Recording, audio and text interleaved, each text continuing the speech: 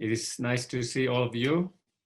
I think many of us, we haven't seen for a month, something, maybe, or maybe more than a month, even through the Zoom. So it is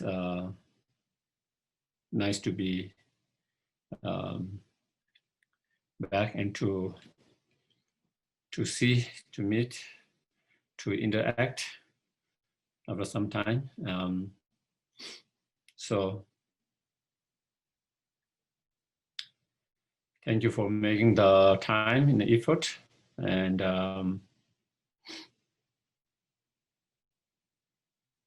so maybe we will start with a short trying to generate a good intention, motivation for being here together. So maybe we can try to think and contemplate, our coming here together, becoming cause and conditions to actualize and fully develop the good heart of loving kindness, compassion, bodhicitta mind, and wisdom.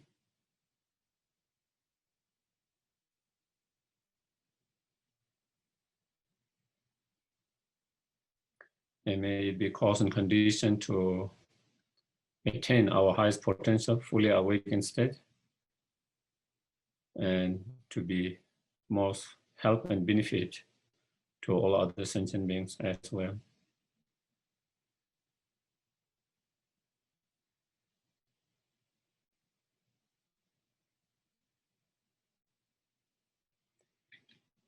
Okay, so today's topic of the discussions is requested by some of our members. I think 2 different members have requested same teaching on equanimity, and they haven't described exactly what equanimity, so because there are a few different practices in relation to the equanimity,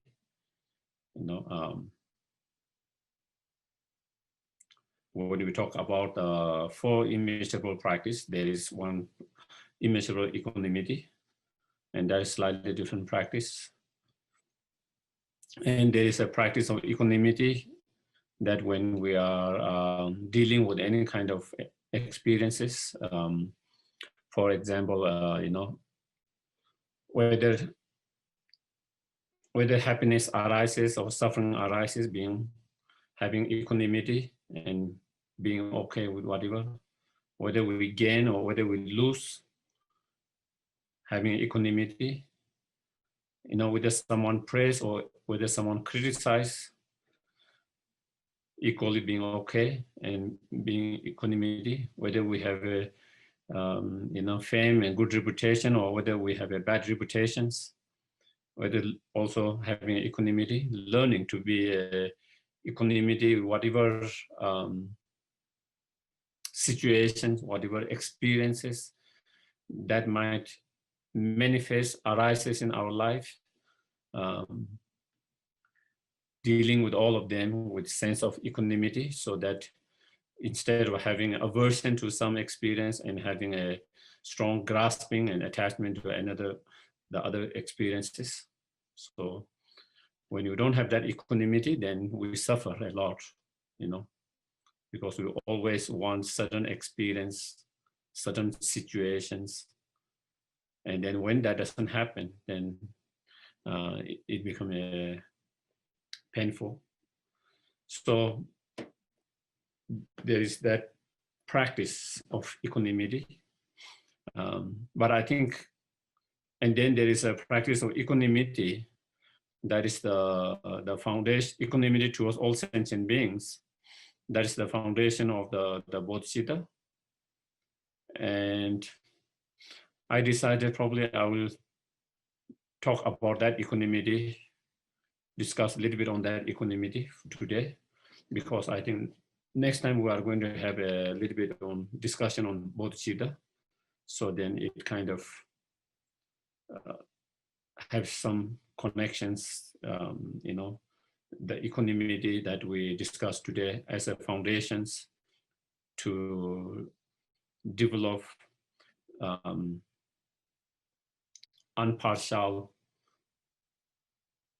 or impartial, in or un, I guess impartial, un, Yeah, in. impartial. Okay, okay, thank you. Impartial, impartial, loving kindness, compassion, and bodhicitta. So today we will mostly kind of, I think I will probably touch on that and discuss on that. Mm.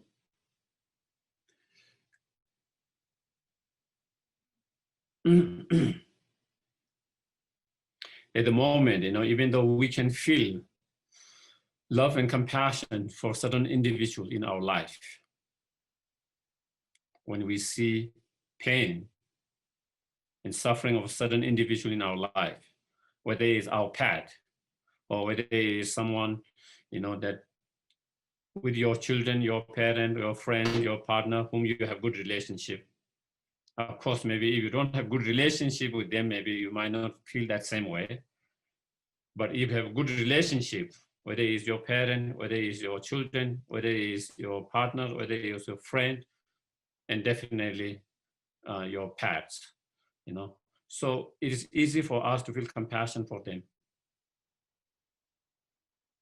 when they experience some pain, sufferings, you feel kind of feel for them, their pain, unbearable, and you want to do something to reduce the pain, to clear the pain, that we don't have to put so much effort. It can come quite easily, you know.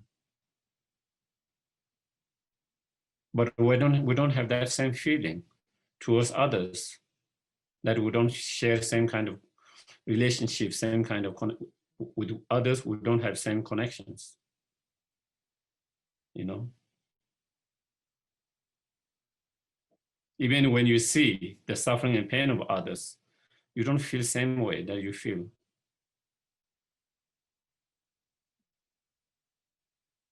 And so then it is much difficult to feel love, compassion, and bodhicitta towards those beings. You have to work very hard, pressure yourself, force yourself to feel it, because it doesn't come easily towards them. And it is even more challenging and more difficult for those whom we have conflict or whom we dislike, whether it's on personal level or nothing to do personal, but because who they are and their actions, their behavior,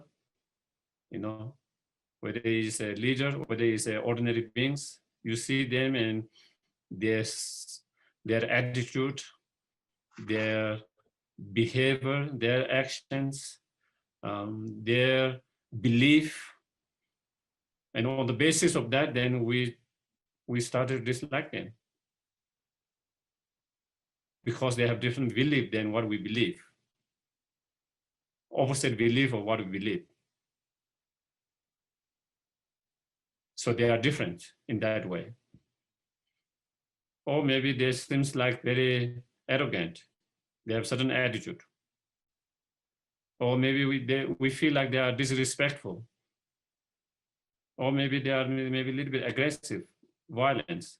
So whatever, on the basis of whatever those different action, different attitude and whatever, then we kind of started to feel dislike them, aversions.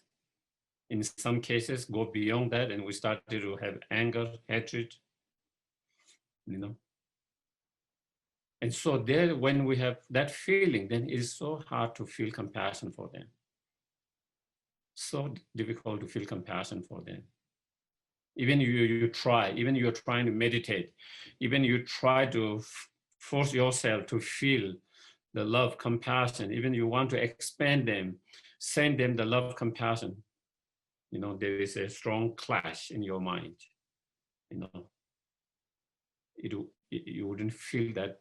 And so therefore, therefore, our love and compassion, bodhicitta, become very small, very narrow, very partial, discriminating. And so, we have to learn to go beyond that.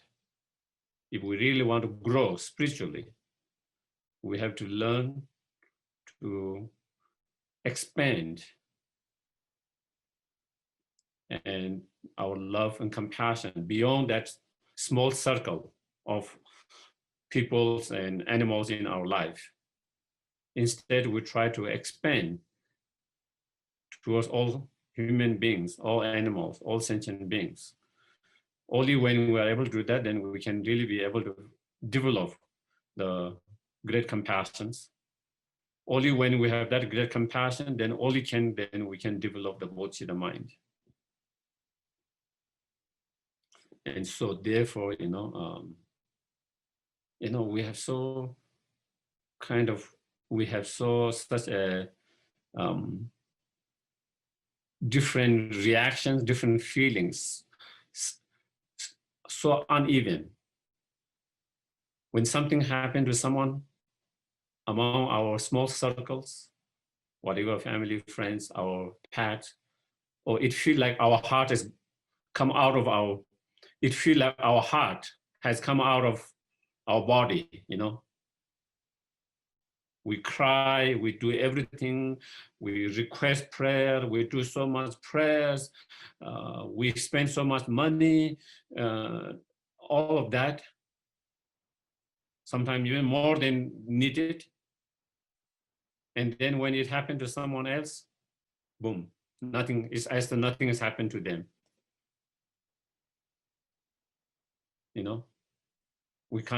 We don't pray for them. We don't even keep in one prayer, forget about praying days, weeks, months. We don't shed one tears. Normally, with our own, we shed tears, days, weeks, months. We don't shed one tears.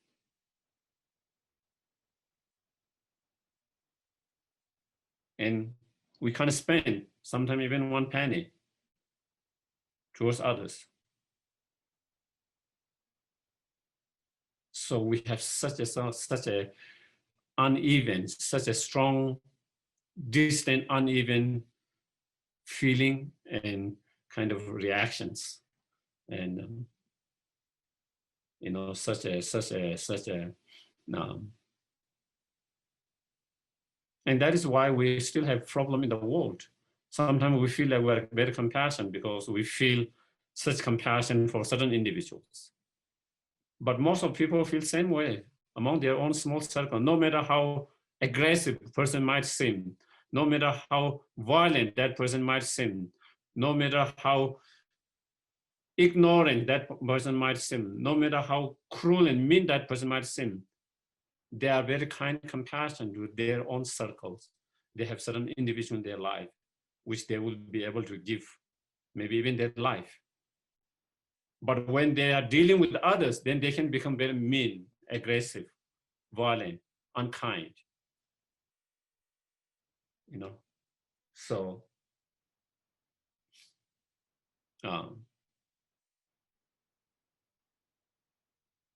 so that is where that's why the practice, we need a practice to really meditate, practice to really expand the true love, true compassions. That kind of emotional feeling when you feel pain of someone who is close to you, even the animal can feel that. You can see that the parent of animals towards their children, not only their children, sometimes you can feel that among their species. It doesn't have to be their children. Sometimes you can see animals seeing that, feeling that pain of someone suffering with their species.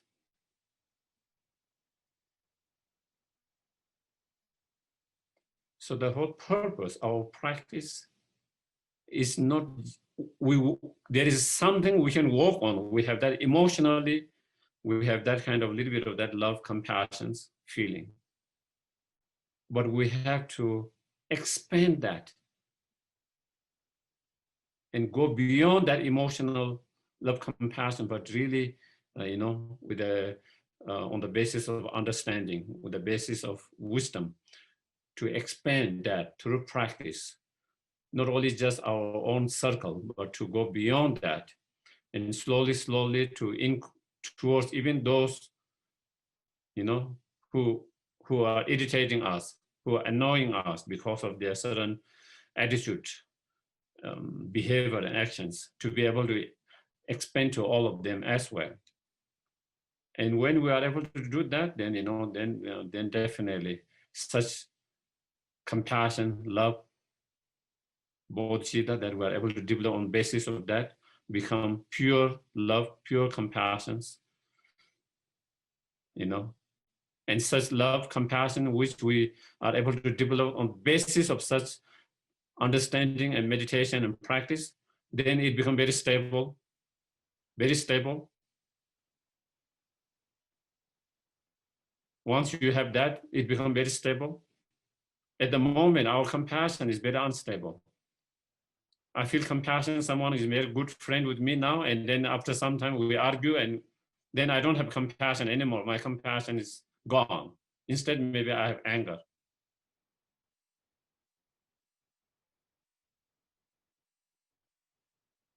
So unstable,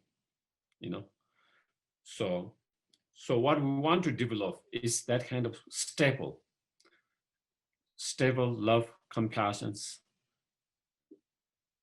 that is developed through practice, meditations, on the basis of understanding,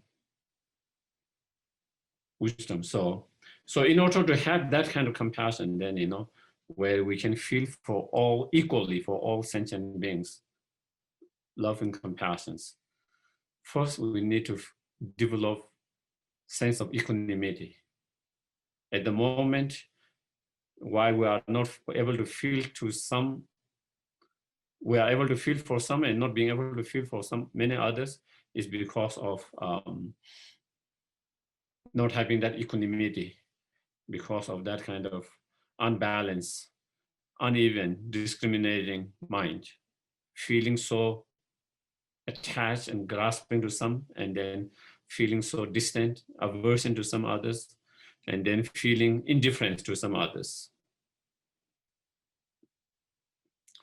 So through equanimity, then we try to, through the practice of equanimity, we try to build up sense of same feeling towards all others equally.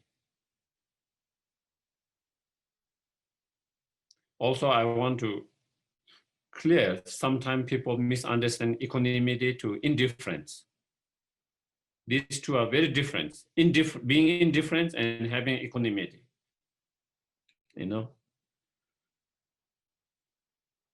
So here we are not trying to develop indifference feelings, but instead we try to develop sense of equanimity, sense of feeling equal to all sentient beings. And with that foundation of equanimity, then we try to develop loving kindness, compassion equally to each and every sentient beings. So that is so in order to feel sense of equanimity to all sentient beings, there are certain practice that we have to, or certain meditation that we have to kind of rely on, understanding of many lifetimes. And then there are some other meditation practice that we don't have to rely on that understandings. If we try to,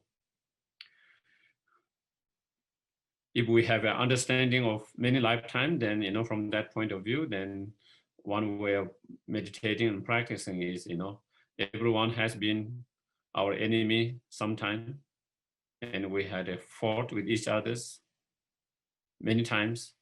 All have been our best friends, partners, parents, and who has been extremely caring, loving, kind. in certain time, in certain lifetimes, many times, and all have them also been kind of more like a neutral strangers.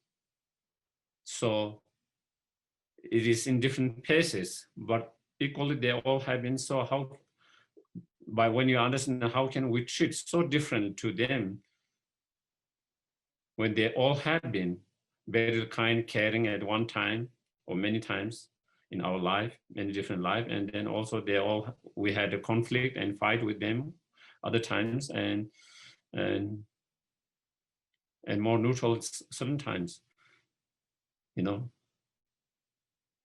So when we understand that, then we feel, you know, we should treat them and feel them equally, you know. We can't just forget all the past and just hold on the present. If like someone said, let's say, if someone has been so kind, compassion, caring for me for 30 years, 40 years in early my life, and then now maybe we don't have same relationship, and to totally forget everything they have done and just wash out like that.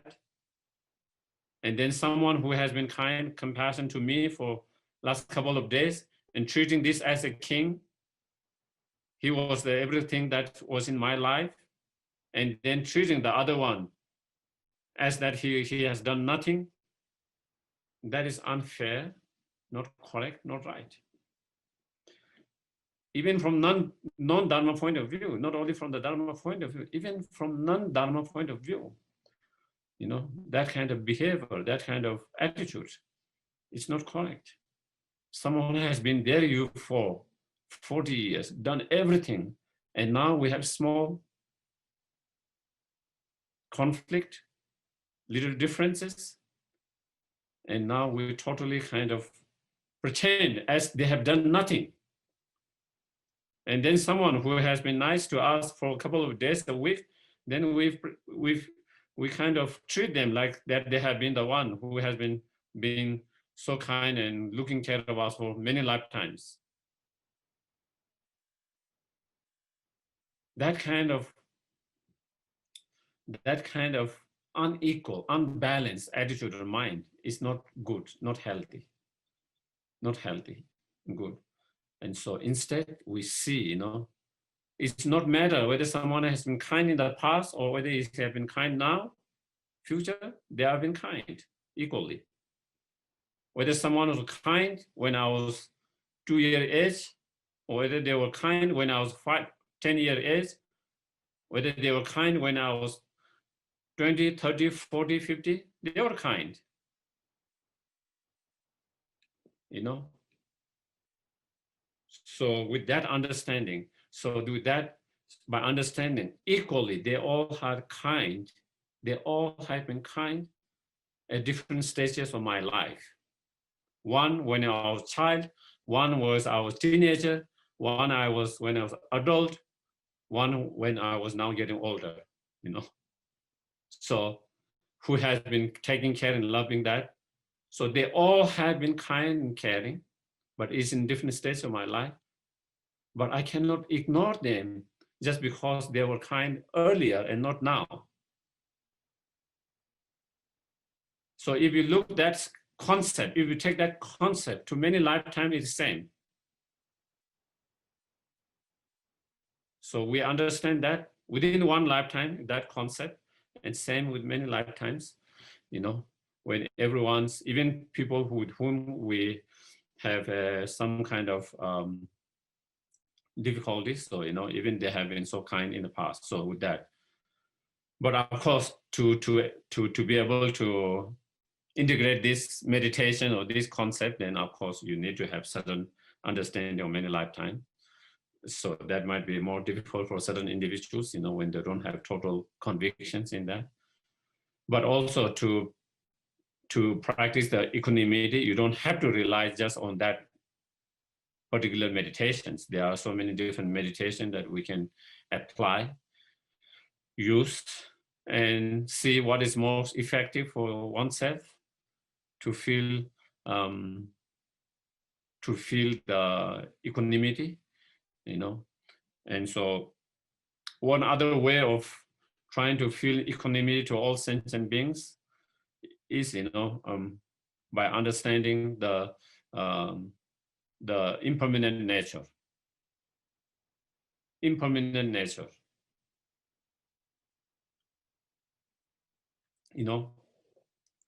Someone to whom we have so much strong attachment now, is impermanent, that could change. We have experienced that so many times in our life. There are a lot of time in our life where we have such a strong connections, relationship. You feel, there's no way our relation will become distant. But so many of those relationships, now we don't have anymore that same relationship that we used to have. Some of them now they have become more like a strangers, We don't know where they are. We don't kind of think about them. We don't kind of have any kind of interactions. So they are almost like unknown to us. And some of them, now we have a bad relationship.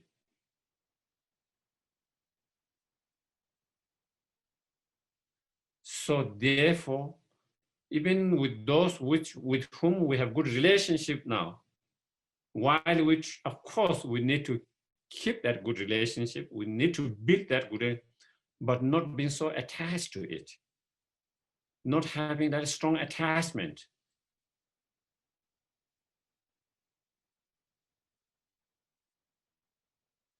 Not that strong grasping, clinging, and attachment.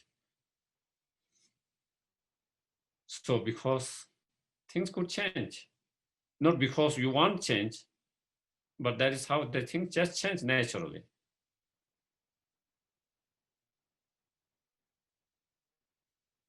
And even someone with whom we have a difficulty now and we dislike, or maybe even have aversions or anger, also that could change. That situation could change. Our relation could change.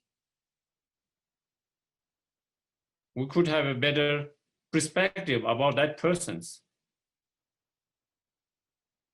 and feel we might started to like that person's. From disliking to liking, from having a negative thoughts to have a positive thoughts is possible. Again, that has happened in our life many times as well. Whether it is in personal level or whether it is the general, public figures, like leaders, I know that there are a lot of people, a lot of my friends who dislike George Bush so much. Even some of them, when they hear his name, they get upset. And I know many of them have changed now about him. Now they have positive feeling for him, positive attitude to him.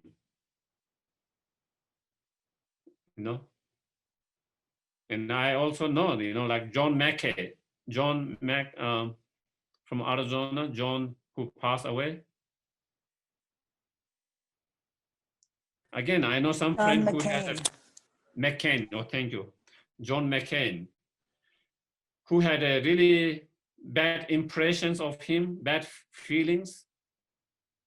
And then everything changed after he voted.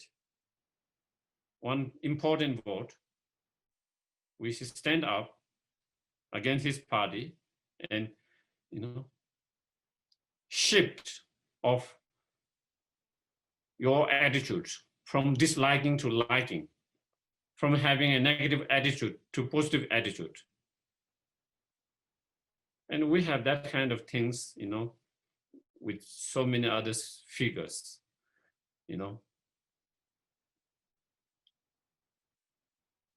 And so everything could change anytime. And so even we dislike so much at someone, and we think, there's no way I could like this person. There's no way I could have any positive thinking or positive attitude, or again, I can see any good things in this person. Well, that could change. That could change. We have seen with our own experience, we have seen that change. So therefore, when things can change, when our attitude can change, when that person's attitude can change, when that person's behavior could change, when that person's action could change, our action could change, everything is possible. So therefore, why should we have a so strong aversion, dislike, and anger towards certain individuals? There's no point in that. When we do that, then we are trying to go against the reality of the possibility and the changes. You are trying to fight. When we have that, we are going against the very reality of all the possibility. And if we look from a history point of view, some country, they fought with each other, and now they are the best allies. And some of the allies that each country has, now some of them are their enemies. So all this, whether we talk from historical point of view or all general, or whether in even our individual life, everything keep on changing. Enemy can become friend, friend can become enemy, stranger can become enemy, stranger can become a friend, and friend and enemy can become a strangers. So, and this is not just, we're just making up. It's not like something our mind is making up to feel good about it. Is the fact, reality of all this possibility. Because of all this possibility, so therefore we try to keep our mind open and towards all of them equally, instead of grasping so strongly with attachment to some, and then so anger and hatred to some others, and then indifference to some others. Because everything could change, everything could change, everything can change upside down. And so therefore, it's much more healthy, better, when we keep our mind more open.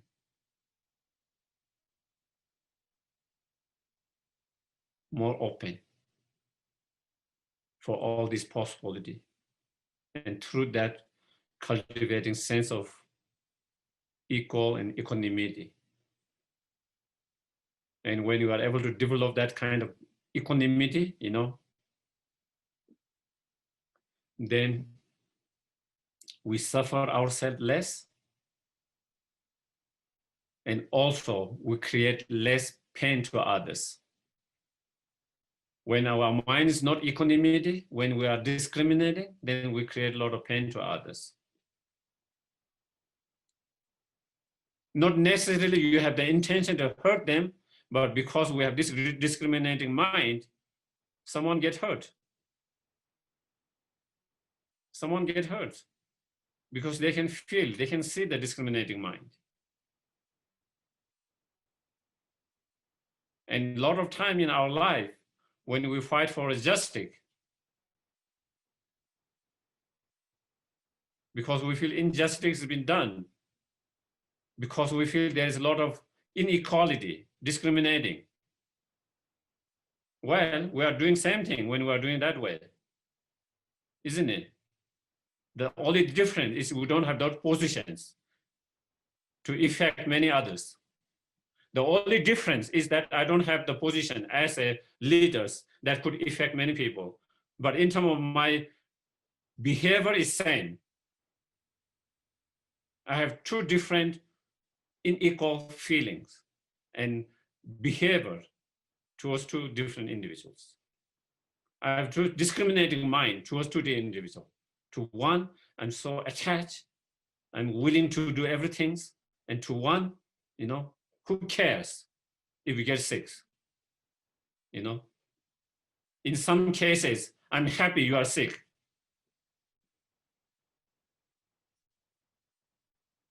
Especially now, what has happened just recently. Probably many of people are rejoicing for people being arrested and feel, they deserve it. That is what they need.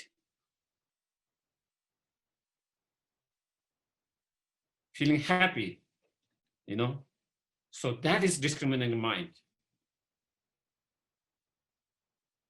So, if we are honest with ourselves, we are not so much difference. The way our attitude, and the only difference is we don't have that positions to affect so many people. And with that kind of attitude, when we have positions, and then it is going to affect many other people.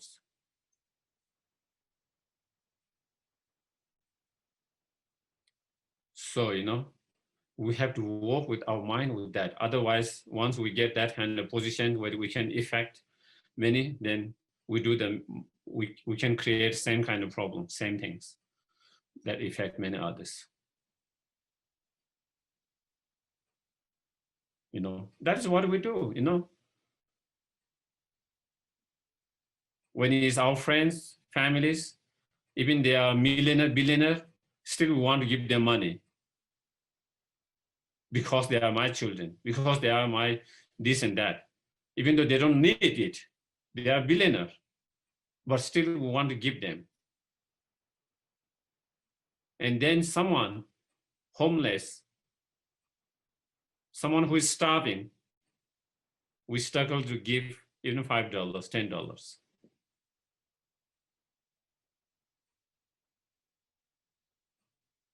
That is where, that is where all these inequalities come through our mind of such attachments to some, and having aversion or dislike towards some others.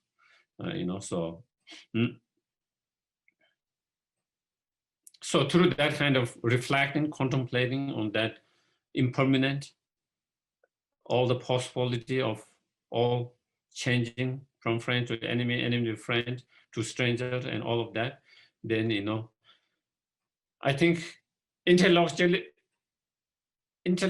I think we understand that a little bit as we discuss. But I think in terms of feeling, we don't feel that way because we don't really meditate to really feel that. We have to meditate, reflect, contemplate that, continuously over the time to really feel that way, and to really feel that sense of equanimity,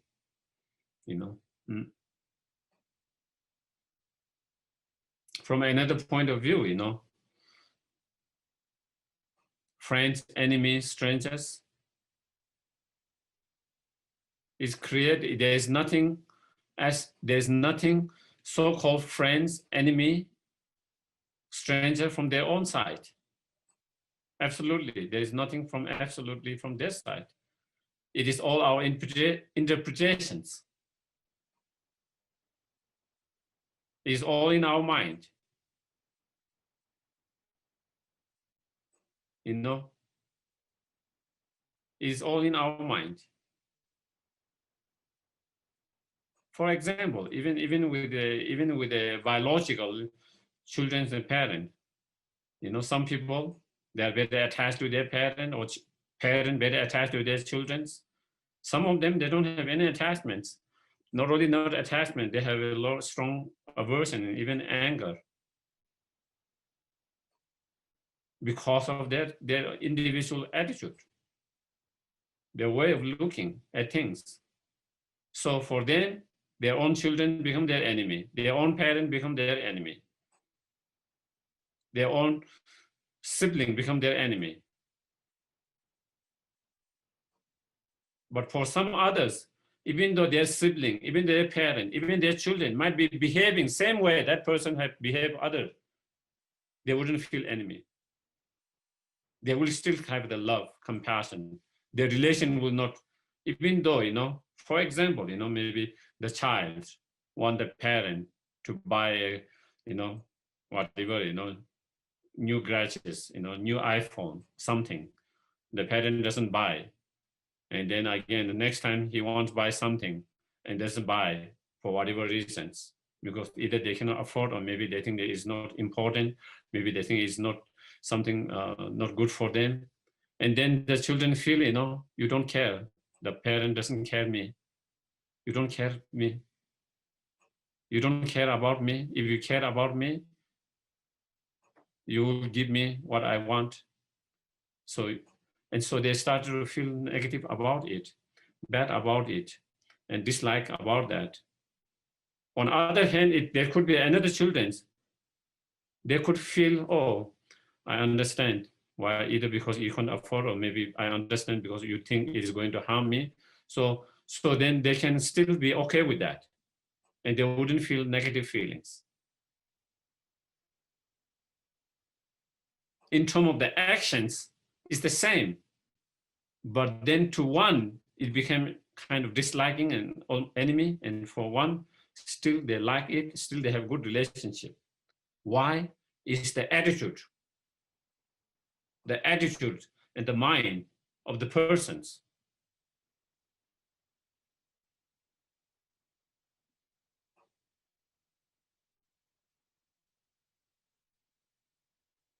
If it's the act itself, then that will have effect for everyone, same effect. But that is not the case. So from that, what we know is, so-called enemy, someone we dislike, is creation of our own mind. So-called friends is also creation of our own mind, our attitude, our interpretations. So-called stranger is also creations of our own mind. Basically, they all are just a human being. And then our mind, basically they all are human beings with similar body and similar emotions and mind. But then, our mind label, this is enemy, this is friend, strange, on the basis of, whatever we feel that, we like, dislike, whatever, and then we create our own enemy in that way. And it is so clear, it's so easy to make someone enemy, even when someone loves and care about you so much. From the other side, even when someone is trying to be so kind, caring, loving, our mind can create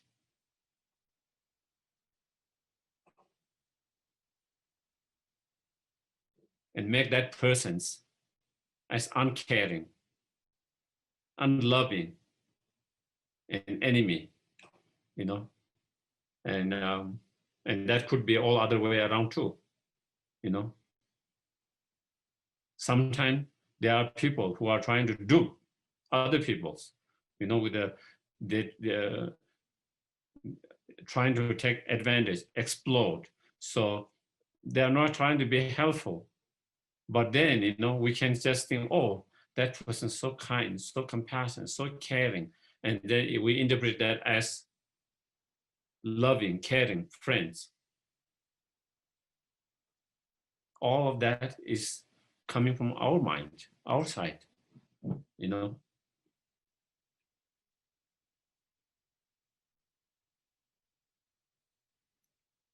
And what kind of interpretation we do with others. A lot of time it depends on our state of mind. When you are not good state of mind, even when someone trying to be nice, we interpret it in bad. When your mind is good, then even someone trying to be bad, you can also interpret that is not bad. So really understanding deeply that, more than from the object is our mind, which is kind of interpreting this is good, bad. This is my friend, this is my enemy, this is my strength, and all of that coming from our mind. And so therefore, since it's coming from our mind, more than their side, it is incorrect and it is mistaken to hold someone as to have a strong attachment to someone and to have a strong aversion to another one and to have a strong indifference to someone else on the basis of belief that all of that coming from the objective side when it's coming from the subjective side. So meditating on that, and then we realize, it's coming from my mind, my attitude, my side.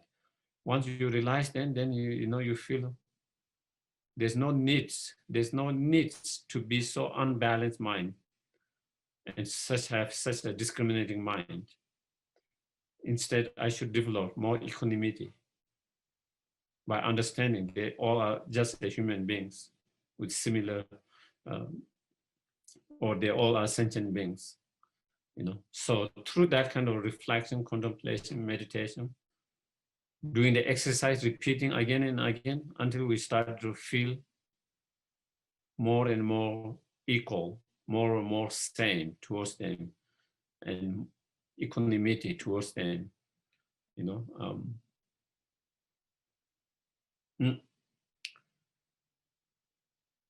So I think maybe, I don't want to go too much. Normally this, today I spoke a lot, I guess. Normally this is more kind of interaction, questions and answers. Normally I just go maybe 15, 20 minutes, half hours, and then today I think I overdid it. Yeah. So anyone has any, please, questions? And okay, there is one. Because of partialities come from my own mind, it can be purified. Absolutely, absolutely. Because it is coming from our own mind, we can work with our mind and thereby change our attitude from being partiality to more equanimity. So that means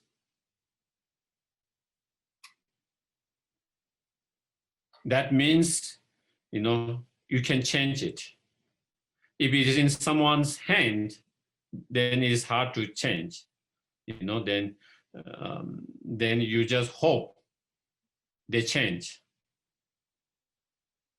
But when we realize it is actually coming from our mind, then we know that, because we can change our mind, our attitude. And so there we try to change our attitude, and thereby we change. Through that changes, then we can purify it. But of course, also, a lot of such attitude is coming from also our karmic imprint. We have a lot of imprint from the past of such certain behavior, certain actions, certain attitude. And so then when you do certain purifications, then we can kind of purify and reduce and cleanse some of those karmic seed. And when those karmic seed is purified, then there's less of the such attitude arising. Or even it arises, it's not so strong, does not last long.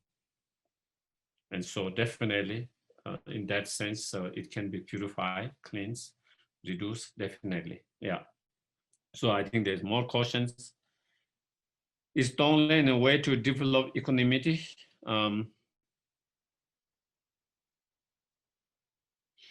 I think you can use that. You can use that to develop equanimity as well. But normally, first we practice the equanimity, and then we go to the Tonglen to develop sense of love and compassion to all sentient beings. So first you build up the equanimity, with the basis of equanimity, then you want to build the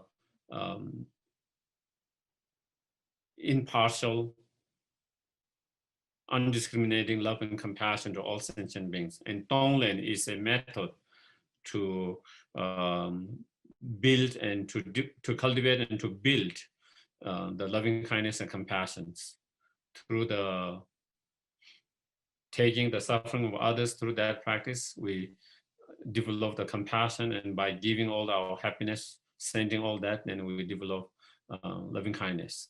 So it is a way to develop more loving kindness and more compassions. But still, when we are able to apply that Tonglen to all sentient beings, if we are able to apply that Tonglen to not just some certain individual, but to, if we can extend and apply to all sentient beings, then of course, also that could also help to equanimity as well. And a lot of practice is, the good thing is that many of those practices are interconnected, interrelated. When you have strong practice and realization of one particular subject, then it affects the other practice as well. Help the other practice be more strong. So equanimity can help to have a loving kindness, compassion. At the same time, loving kindness, compassion, and the Tonglen practice could also help the equanimity, back and forth. So yeah, because they are not isolated, independent practice. There's a connection between all of those practices. Then please explain exchanging places. Exchanging places. I didn't fully got these questions. What does that mean? Please explain exchanging places. If you can be clear by a little bit more, because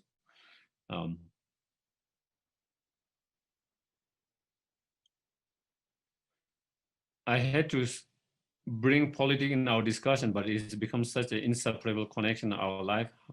How is it our mind creations when the former president made? I asked Glenn, and Glenn would like you to please explain exchanging self and others. Okay, I will do that. Okay. How is it our mind creation when the former president had made such an evil? Honestly, I cannot bring myself to having any compassion on this person. I've tried.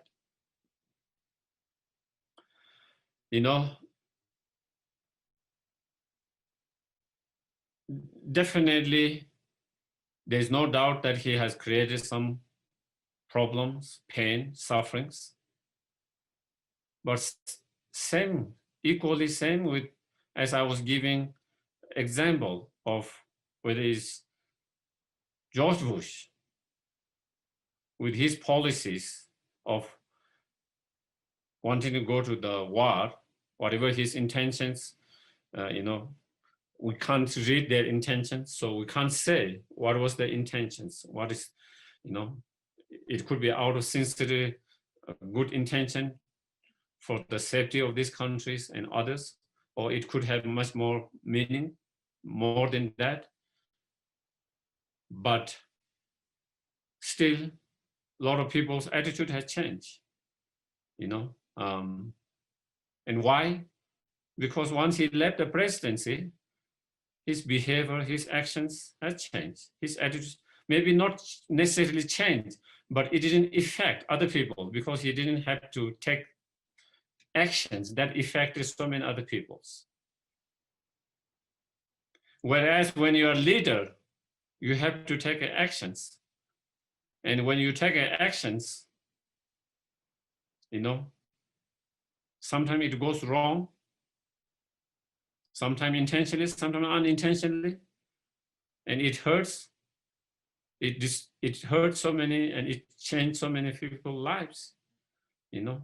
Whereas it helps some people, it hurts others, and so that kind of is going to happen, um, you know, no matter what you do, you know. Same way that, you know, some people feel for His Holiness Dalai Lama, you know, some of the Chinese people, leaders, they think he's the evil person in the world because they think he did a lot of evil things. So isn't that their mind creations?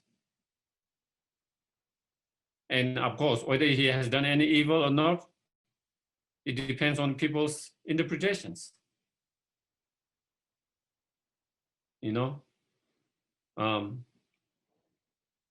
some people, some of the politicians, I mean, so therefore that is one perspective of looking at that. You know, you know.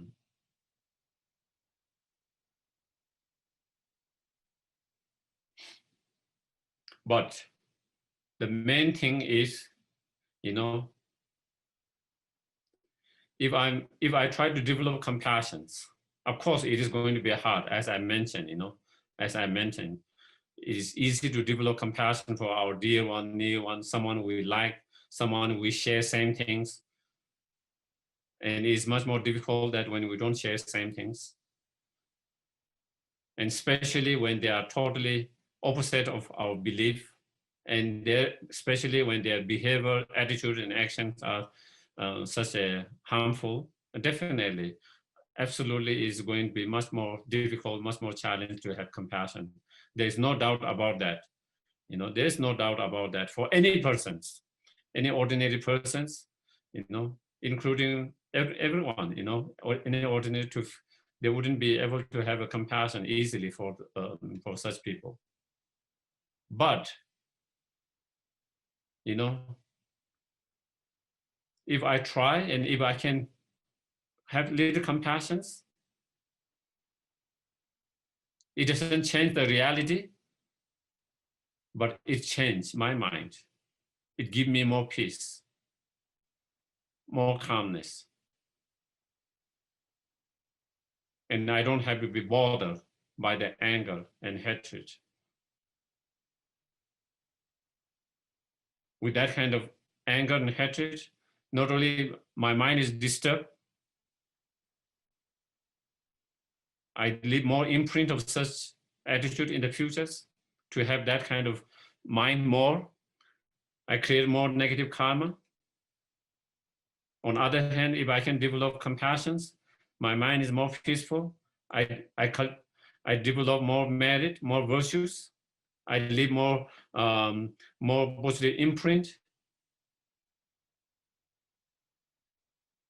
And then also, not only that, it affects people around me. If I have some kind of issue with anger and hatred with any persons, my mind is kind of in, you know, a little bit kind of not peaceful. And when my mind is not peaceful, small thing can irritate me. Small thing can affect me, annoy me, and that will affect and annoy and irritate people around me, the very people who love me, care about me. And so therefore it's a choice, you know. It is choice what we want to be, whether I want to be more peaceful or I don't want to be peaceful. And I want to be happy with being angry and hateful and disturb my mind. You know, it is a choice that we individually have to make it. And so by seeing what are the benefits of having compassion, even it is difficult, and having anger and hatred, what is more beneficial, more meaningful? And on the basis of our own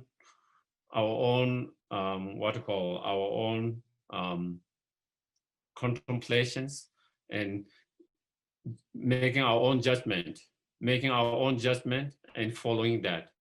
And if we feel, having compassion, it's difficult, impossible, or I can't, I'm not willing to do that, then that is another choice we make.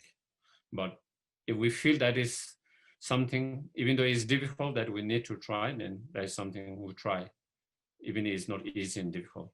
So I think that is. So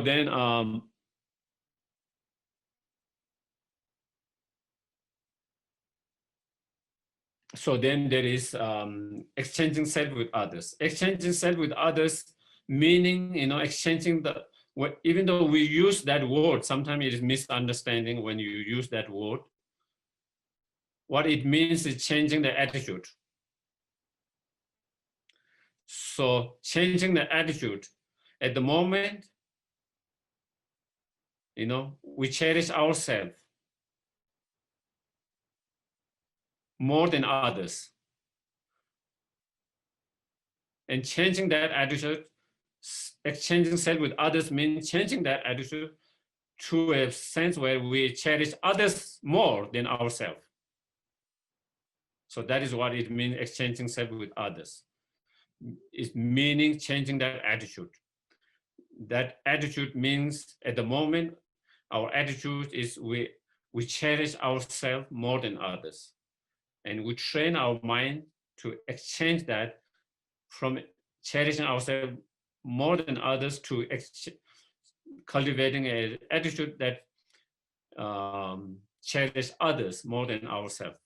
So that is what it means. And so I think there's still. So then there was someone who has hand raised, ask questions. Vishak, yeah. Yeah, hi, Avishag. Yes, please. So I'm actually going to ask a different question based on what you just said, because one thing I've noticed, so I have done the thing where I surrender myself for the service and support of another person. And I just felt that it was too painful of a journey to do that, because, and maybe it was because of my own ignorance and how to do it. I was a child. But I feel like as I'm talking, I wasn't feeling emotional before, but now as I'm talking, it's like the suffering of not being able to get my needs met because I was sacrificing my well-being for other people was very painful. So I think that there's like something more that has to be understood in that, because I learned that I had to stop and I had to take care of myself. Mm-hmm. And I think there's a part of myself that's still stuck in not understanding maybe how to do that better, like in terms of to give to others despite yourself, because I wasn't able to handle it.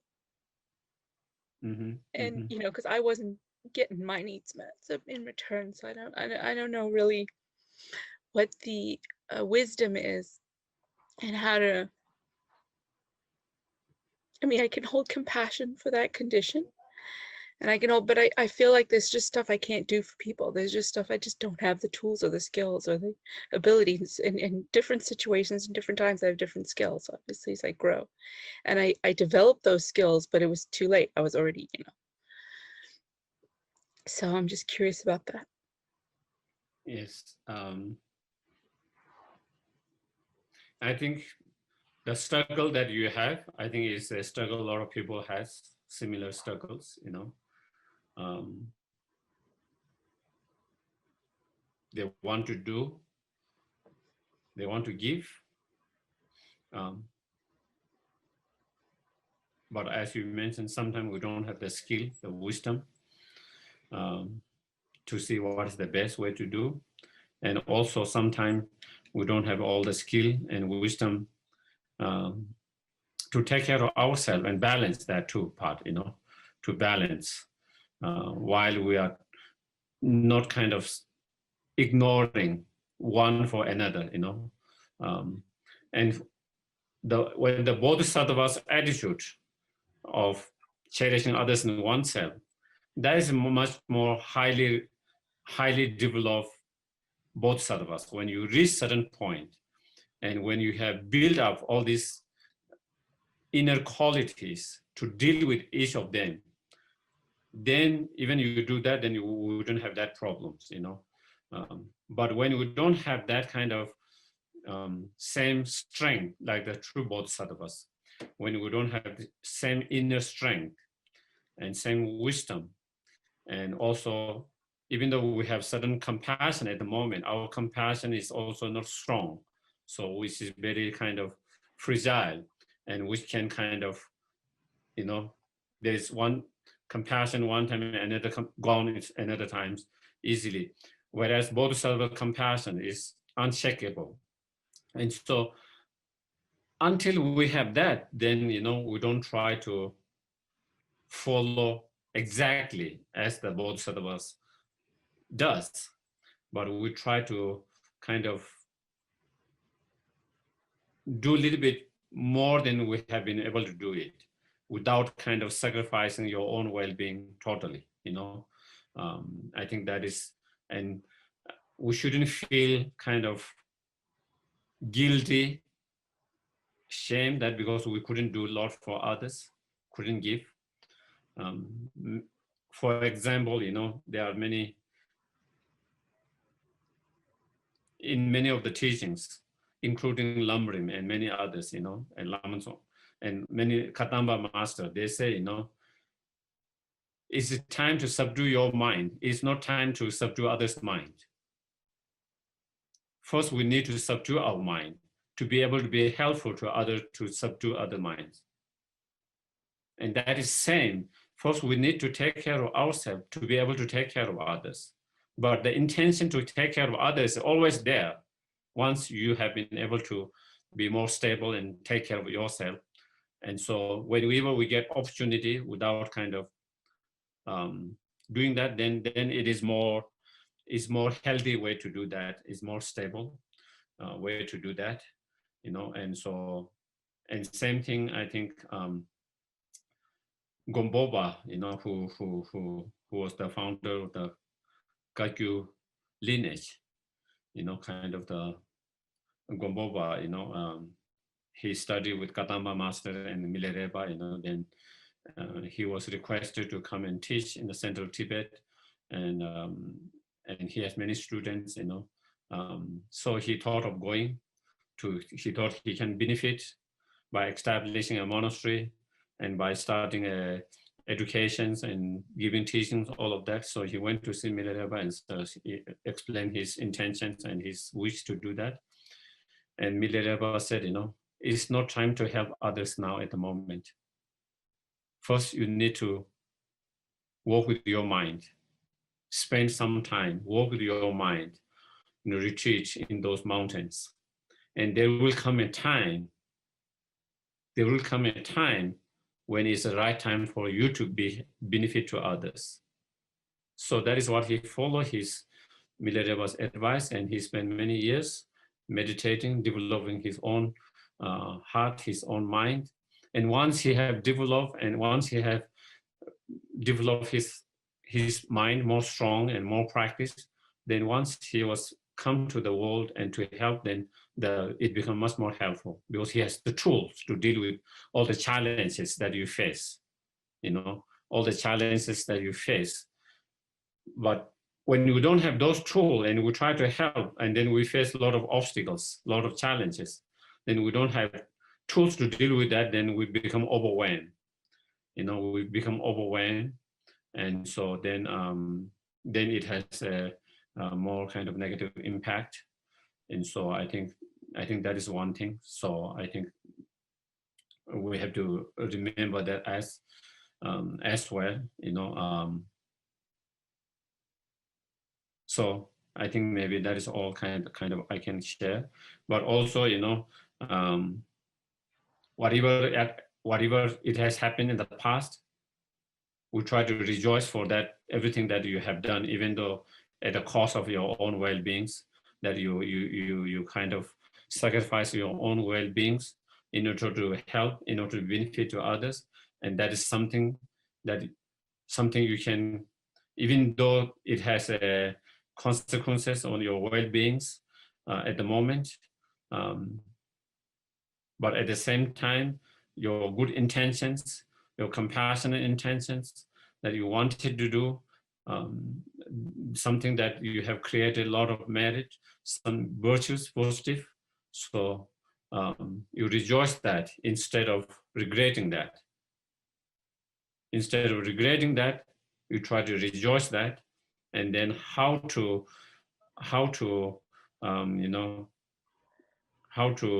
move forward in the futures. Then you have to use more kind of wisdom and trying to make sure that you don't kind of end up like that kind of situation again. Yeah, thank you. I mean, what I didn't know I was hurting myself. I didn't realize until it was really too far, and I realized I had to stop and I had to change, and it did push me more inward. It did push me into more wisdom and more critical observation and objective looking at things, and it did teach me equanimity, but it was a long journey. And at the time, I just didn't understand. I didn't understand why I was in so much pain. I didn't understand all these things, and now it's all coming together. But I do see the benefit. I don't regret it. I'm not upset about it.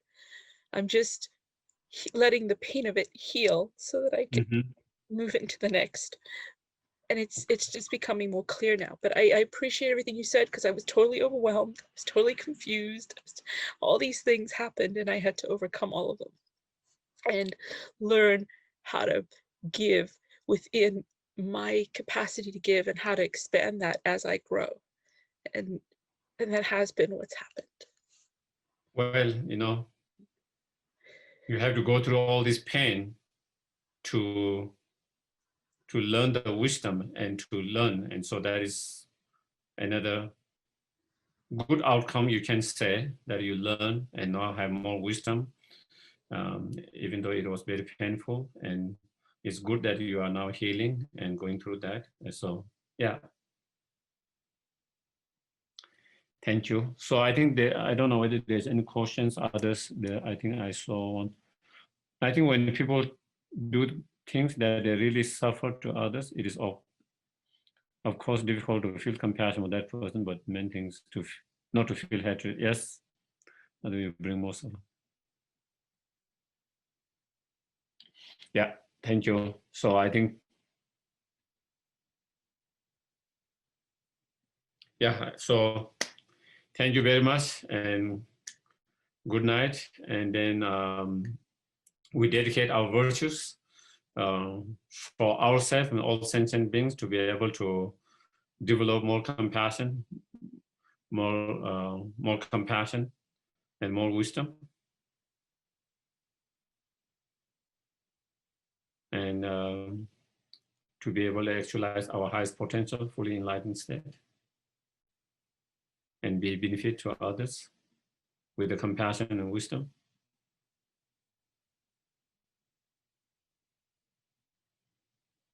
Okay, thank you very much, all of you. Thank you for joining. Nice to see all of you.